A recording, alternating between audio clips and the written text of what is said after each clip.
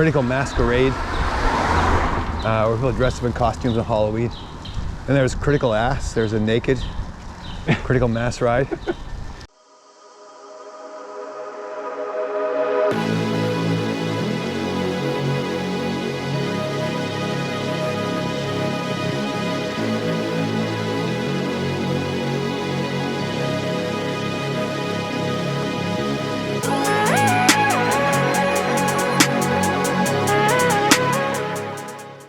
I'm Amish Morrell. I teach in the Faculty of Arts here at OCADU University, and I also teach in the School of Graduate Studies, and I'm a curator and a writer and an editor primarily.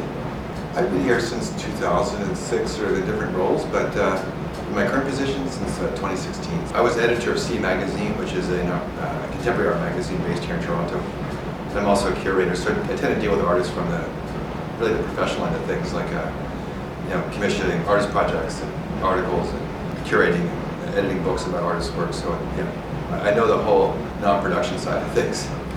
I did a PhD at University of Toronto, and really kind of cultural studies, visual culture, and so education was a big part of that. And I ended up running art criticism. I started to see lots of exhibitions because they're connected to my own research topics. It was a kind of like bit of a discovery, was to like say, okay, yeah, like there's contemporary artists who are dealing with the same issues and kind of challenges in really innovative ways. And so I started writing. I also edited a book in grad school, and I just had editorial experience and writing experience, and I also really got to know quite well the art world, the kind of the social realm, the social and cultural, and sort of the kind of infrastructure of the art world pretty quickly.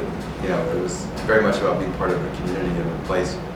And so I applied for a job at C Magazine as editor, and I took that job and it kind of just deepened my place in the art world. So yeah, that's what brought me back to OCAD, because I started to work with OCAD graduates and teaching in the criticism and curatorial practice program. It was time to turn C Magazine over to a new team, and new editors and new voices. There's some stories to tell about what curating involves. It's not what you expect. For example, we included in that project a piece called The Salt and Honey, the Donkeys, the Brass Band, the Goats. A piece by Bill Burns, which is about international trade. He's carrying like a bag of salt up a mountain on donkeys, and trading that for goat's milk, and then trading that for some timber, and then trading that for some apples. And so he's been trading goods around the world for probably 5 years.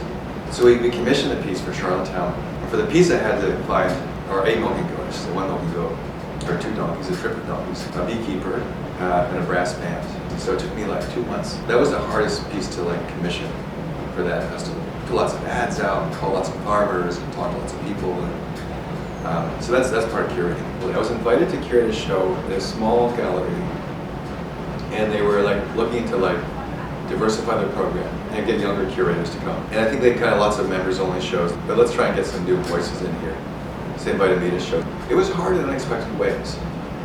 I was actually very savvy in terms of getting grant funding, and I knew artists, and I could assemble an exhibition, no problem. The surprises were in audience sort of reception, because I curated a show at a gallery that primarily showed their members, and the members were really upset to see artists who were not their members shown. They felt like this was their space, and I was there to show their own work. And they felt challenged by some of the work, because it was a more conservative institution where, the artists were they were very skilled craftspeople. They weren't interested in kind of pushing ideas or mediums. And when presented with challenging work, they actually got upset. They weren't used to seeing they weren't used to seeing perspectives that were not their own. Either the audience was challenging. Lots of room for risk and experimentation, particularly in artist-run centers. They're more experimental spaces, and you can really they like for people to take risks. Oh, I've been commuting by bikes in Toronto since I came here in 1992.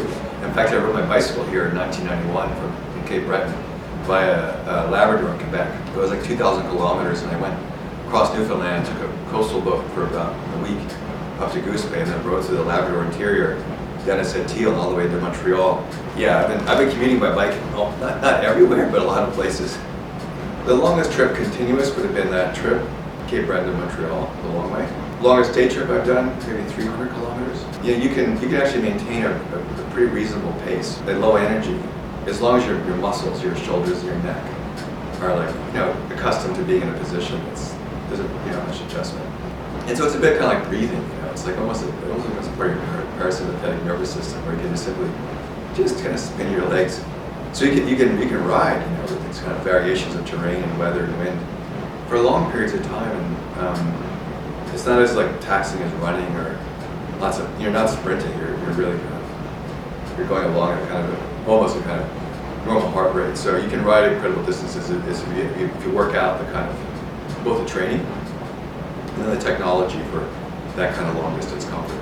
I like the inclement weather. It kind of makes you feel a little more alive. I mean, cycling, if it's not safe for drivers, if drivers are sliding or don't have control, then I stay off the roads. Yeah, I've ridden a lot of, sometimes in severe conditions, not intentionally, just gotten into the situation where I had to ride someplace. I used to find like provincial and state parks, but I also travel when they were closed. I was young and I was fit, and I knew how to fix bikes, and I knew how to make a good cup of coffee for people, and bicycle touring, and they'd come and they would ride anywhere from 30 to like 80 kilometers a day. And yeah, they were on holiday, and we were helping them have their holiday, and it was great. It was fun. I follow the rules of the road as closely as possible and reasonable. Although I make the rarest of exceptions. I really want to be like a good. I want people to see me on the road and be like, cyclists are good and respectful. They're not like being dangerous. So I have a bunch of strategies, but yeah, I think being a good ambassador to other cyclists is really important. Like not running stop signs and red lights. And yeah, just kind of courtesy is like important to drivers as much as annoyed as I get at drivers sometimes. I try and be like respectful. I also I just make sure I'm like well illuminated. I've got a flashing light in the back. I've got a light in the front, like a dynamo powered light, so it's always on. And that makes a big difference because I'm never worried. It's never like 6 o'clock and my battery's not charging. And I think pacing and sort of where you are in traffic is important too. You want to actually be out in the road enough so that people have to go around you, like to kind of make that space to go around you. They don't push you off into the curb. I also really keep my attention. I listen, and I try and gauge how people are approaching me, and I can I look to see if they're like pulling out to give me space. The reality is there's so much, the traffic is so dense on urban roads that it's actually very hard to kind of constantly monitor what's going on behind you. The good thing, here's the great thing about the gridlock we're experiencing in Toronto, is it slows traffic down so much. On a bicycle, you feel a lot safer than you were when there's less traffic. Almost 50, I've collected bikes over the years. I don't get rid of them very easily. But the bike I ride every day, it's a 2018 All-City Nature Volume. I bought it at Urbane Cyclist, which is a workers' co-op now it's on college. And it's a steel framed kind of cyclocross, and I have fenders on it, and I've got a generator powered light, and a handlebar bag. I got it when I first started teaching full-time at OCADU because I replaced an old sort of rat bike I bought at Kensington Market. I bought used and it was 20 years old. I spent $175 on an earlier bike, and it was barely holding together. So I was like, okay, I'm gonna buy a nice bike. Yeah, I kind of went to town. You really can get super aesthetic about the bike. Handlebar bag is so worn out. And I can put so much stuff in it. I can have snacks in there, and I can just eat when I ride. If I go for a long ride, I put on my other bike when I go on a long ride. I'm like, if I put something warm on, it's right there. It's in the handlebar bag. So I like that about it. That bike, it's like the light, the handlebar bag, the fenders. The fenders keep you dry. That makes a big difference.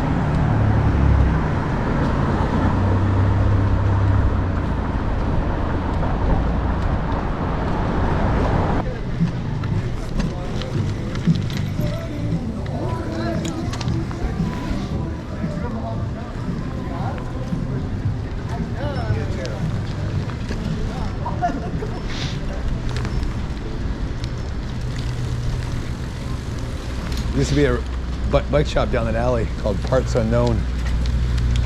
It's great. Is that where you bought that bike that you were talking about before? Yeah, and I live right here, so it was like right across the street. It was so convenient. It's a quiet day in the market, eh? Yeah, Kensington's always a good spot for like checking out cool bikes. Yeah, Parts Unknown was pretty rough, you know, but you had lots of parts, like you could kind of build anything in there. It was literally like just like I have an empty room, empty, full of piles of bike frames and bikes, and it was like just a bare bulb hanging from the ceiling. Wish you catch this light.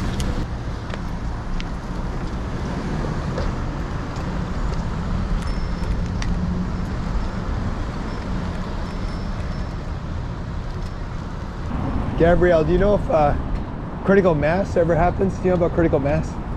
Yeah, it was like a protest. It was just to let riders know and kind of remind drivers know that cyclists were out here and were vulnerable. And it was a friend of mine who brought it to Toronto. He started the first one probably in the early 90s. He had gone to Washington to work as a bike courier, and had gotten arrested actually for drinking a beer in a public park, you know, as bike couriers are wont to do. He was a kind of courier scene guy, and they were much more activist back then. And critical mass used to meet on Temperance Street, a Yonge and King, just a little north of King, a little bar that was kind of a real rough place. And then usually it'd be like maybe 50 or 100 cyclists. And it grew over the years, and it was kind of a ragtag group of like bike couriers and activists and downtown people who got around on their bikes. The whole scene, it was a kind of grittier, the whole scene. There's always like the disco bike person with a boom box on their bike, blasting out tunes, and they do like critical mass, and they would critical masquerade, where people dressed up in costumes on Halloween. And there was critical ass. There was a naked critical mass ride. It went on for a while. I don't know. I don't know. The last one I went to was like about 10 years ago, so it might have lasted 20 years. Wow. And yeah, it was really fun. But people would go like, they just like take up the whole street and go down University Avenue, like ringing their bells. And like at the time it was really disruptive because drivers were like, roads are for cars and for trucks, you know, what are you doing out here? And some cyclists could be confrontational, you know? Yeah. If a driver tried to force their way through a group of cyclists, they would get, you know, quite indignant about it. There was a program called the Yellow Bike Program. And these were like, it was like a library where you could sign a bike out for a week or 2 weeks. And it was run by the Community Bike Network. And they had this whole shop, you know, down on Queen Street. And they're all just like old bikes that they had like just fixed and painted, usually single speeds. But it preceded the kind of the Bixie bike program. It was great because when your bike didn't work or you did have a bike, you could use that. And I think it cost like $7 a week or something like that. Like the bike activists were they were community organizers, and they were like zine makers. And so lots of little books around, like little handmade handbooks. I contributed some photographs to one at one point. Like there are a lot of people who kind of were like bike artists. Like there's a man who lives on the island who builds bike trailers that are quite elaborate. One's a replica of the Ward's Island Ferry.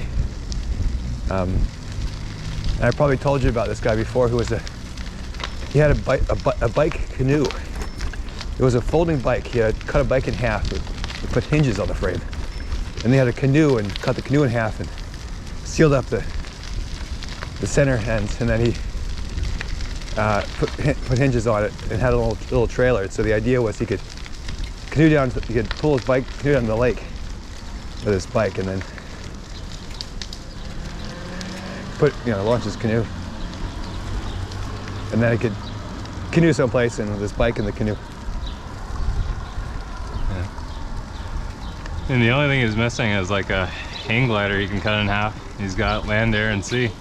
Yeah, cycling actually got really gentrified in the last like 10 years. Like people that ride these like, super expensive carbon fiber bikes, they're like, you know, pricey gear and so on. It's, you know, that whole scene was more functionality, commuting, and also couriers. There's a courier culture that's really kind of disappeared with the, you know, with documents being deliverable by, you know, the internet.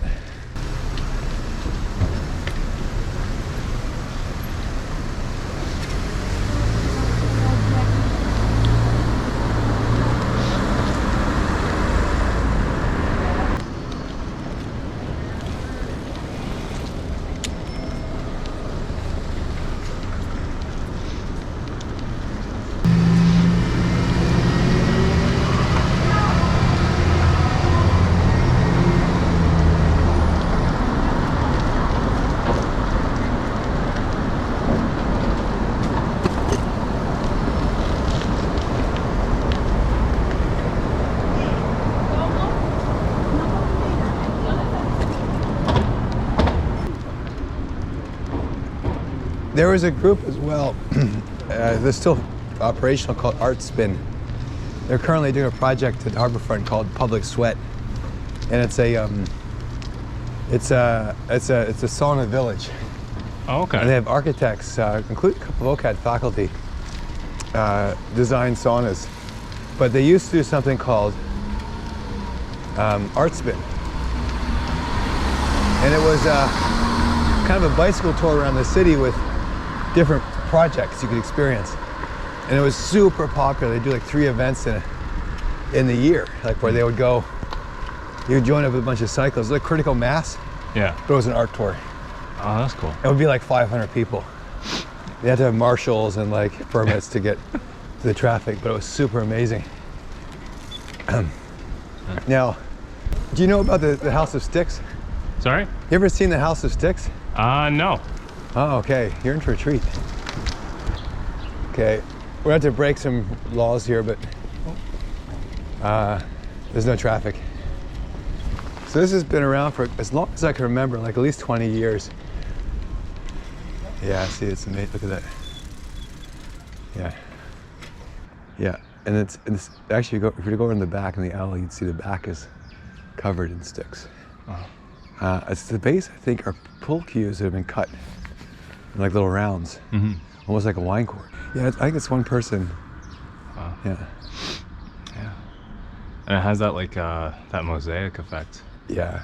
I remember 25 years ago hanging out with a friend, and you're like, let's go, you know, ride our bikes around the city at night. And you'd be like, what can we check out? And they're like, oh, you know, somebody from another city or not, you know, new to Toronto, I bring them here. Get on your bike and take a cruise around Toronto on a warm summer's night and ride up Clinton and through Kensington Market and along Bloor Street when people are out there, you know, celebrating, you know, warm weather. Or out Leslie Spit, you know, when it's not windy. There's so many joys of urban cycling. Safe travels.